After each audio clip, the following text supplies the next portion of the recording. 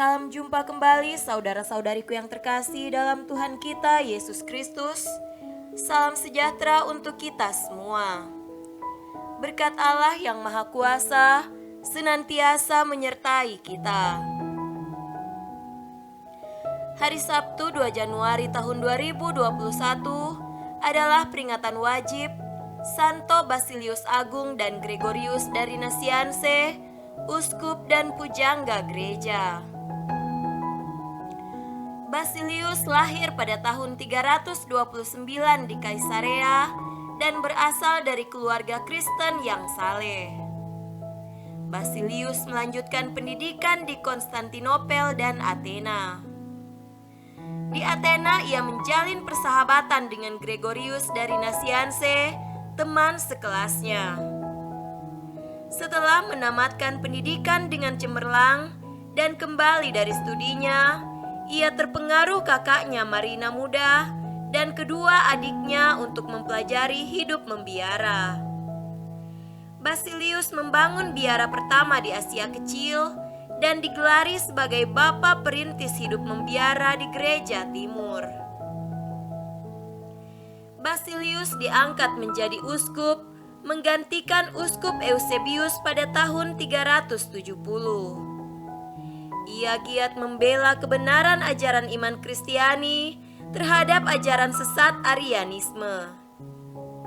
Basilius meninggal dunia pada tanggal 1 Januari tahun 379 dan digelari kudus dan dihormati sebagai pujangga gereja. Gregorius adalah seorang teolog dan filsuf yang arif. Tulisan-tulisannya merupakan warisan yang berharga bagi gereja. Gregorius menjalani pendidikannya di Nasianse dan berakhir di Athena. Di Athena, ia bertemu dan menjalin persahabatan dengan Basilius. Ia kemudian ditabiskan menjadi imam dan diangkat menjadi uskup agung Konstantinopel dengan menyaksikan keadaan hidup iman umat karena terpengaruh ajaran Arianisme yang telah menyebar luas. Ia memulai karyanya dengan membangun gereja darurat atau anastasi yang berarti kebangkitan. Kaum Arian menentangnya dan mencoba membunuhnya, namun usaha-usaha mereka gagal. Gregorius meninggal dunia pada tahun 370 dan digelari kudus serta dihormati sebagai pujangga gereja.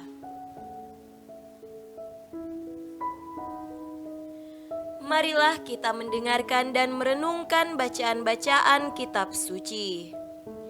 Bacaan pertama dari surat pertama Rasul Yohanes pasal 2 ayat 22 sampai 28. Siapakah pendusta itu? Bukankah dia yang menyangkal bahwa Yesus adalah Kristus? Dia itu adalah anti-Kristus, yaitu dia yang menyangkal baik Bapa maupun Anak. Sebab barang siapa menyangkal Anak, ia juga tidak memiliki Bapa. Barang siapa mengaku Anak, ia juga memiliki Bapa. Dan kamu, apa yang telah kamu dengar dari mulanya, ia harus tetap tinggal di dalam kamu. Jika apa yang telah kamu dengar dari mulanya itu tetap tinggal di dalam kamu, maka kamu akan tetap tinggal di dalam Anak dan di dalam Bapa. Dan inilah janji yang telah dijanjikannya sendiri kepada kita, yaitu hidup yang kekal. Semua itu kutulis kepadamu, yaitu mengenai orang-orang yang berusaha menyesatkan kamu. Sebab di dalam diri kamu tetap ada pengurapan yang telah kamu terima daripadanya. Karena itu tidak perlu kamu diajar oleh orang lain. Tetapi sebagaimana pengurapannya mengajar kamu tentang segala sesuatu, dan pengajarannya itu benar, tidak dusta, dan sebagaimana ia dahulu telah mengajar kamu, demikianlah hendaknya kamu tetap tinggal di dalam Dia. Maka sekarang, anak-anakku, tinggallah di dalam Kristus, supaya apabila Ia menyatakan dirinya, kita beroleh keberanian, percaya dan tidak usah malu terhadap Dia pada hari kedatangannya. Demikianlah sabda Tuhan. Syukur kepada Allah.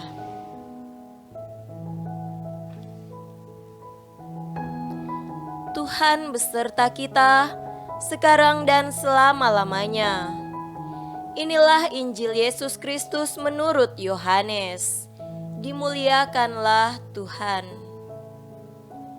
Injil Yohanes pasal 1 ayat 19 sampai 28. Dan inilah kesaksian Yohanes ketika orang Yahudi dari Yerusalem mengutus beberapa imam dan orang-orang Lewi kepadanya untuk menanyakan dia, "Siapakah engkau?" Ia mengaku dan tidak berdusta katanya, "Aku bukan Mesias." Lalu mereka bertanya kepadanya, "Kalau begitu, siapakah engkau? Elia?" Dan ia menjawab, "Bukan." "Engkaukah nabi yang akan datang?" Dan ia menjawab, "Bukan." Maka kata mereka kepadanya, "Siapakah engkau?" Sebab kami harus memberi jawab kepada mereka yang mengutus kami. "Apakah katamu tentang dirimu sendiri?" Jawabnya, "Akulah suara orang yang berseru-seru di padang gurun. Luruskanlah jalan Tuhan, seperti yang telah dikatakan Nabi Yesaya." Dan di antara orang-orang yang diutus itu, ada beberapa orang Farisi. Mereka bertanya kepadanya katanya, "Mengapakah engkau membaptis, jikalau engkau bukan Mesias, bukan Elia, dan bukan Nabi yang akan datang?" Yohanes menjawab mereka katanya, "Aku membaptis dengan air, tetapi di tengah-tengah kamu berdiri Dia yang tidak kamu kenal, yaitu Dia yang datang kemudian daripadaku. Membuka tali kasutnya pun aku tidak layak." Hal itu terjadi di Betania yang di seberang sungai Yordan, di mana Yohanes membaptis. Demikianlah Injil Tuhan. Terpujilah Kristus.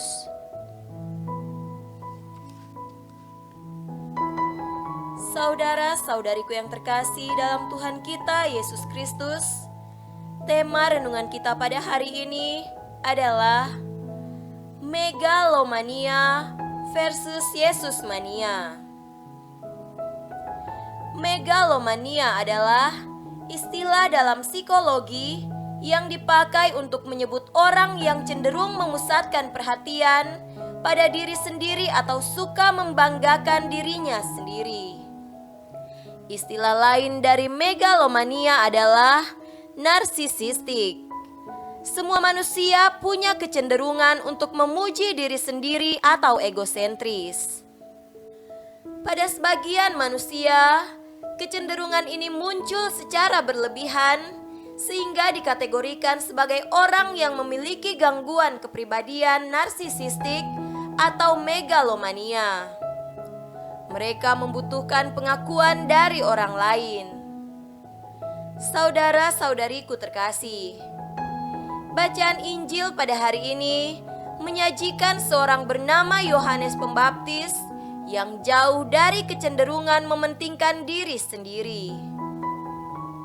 Ketika orang mulai mengenal dan menyukai Yohanes karena ajaran-ajaran dan gaya hidupnya, dia tidak membiarkan dirinya jatuh dalam pemujaan diri. Dia tidak memakai kesempatan untuk mengatakan bahwa dia adalah Mesias yang dinanti-nantikan. Sebaliknya, Yohanes menunjuk kepada Yesus sebagai Mesias yang jauh lebih besar darinya. Yohanes mengajak orang untuk mengenal dan mengakui Yesus, bukan memuja diri Yohanes sendiri. Yohanes tidak menyesatkan mereka yang bertanya kepadanya. Pengakuan akan Yesus adalah tujuan pewartaan Yohanes. Pengakuan akan Yesus itu membawa keselamatan seperti yang disebutkan dalam bacaan yang pertama. Orang-orang antikristus tidak mengakui anak atau Yesus maupun Bapa. Dengan kata lain, mereka kehilangan hidup atau keselamatan. Tinggal di dalam Kristus membawa kebahagiaan. Saudara-saudariku terkasih, godaan pemujaan diri selalu ada dalam hidup manusia. Pencarian pengakuan diri membuat kita sulit menemukan dan mengakui kehadiran Tuhan di dalam hidup. Mari kita belajar dari Yohanes untuk tidak mudah jatuh dalam kecenderungan megalomania berpusat pada diri sendiri. Jadilah Yesus mania, pemuja dan pecinta Yesus. Kebahagiaan pemujaan diri itu bersifat sementara saja, sisanya adalah kecemasan. Keselamatan adalah milik orang yang melepaskan diri dari egoisme dan membuka diri pada Tuhan dan sesama. Semoga demikian. Amin.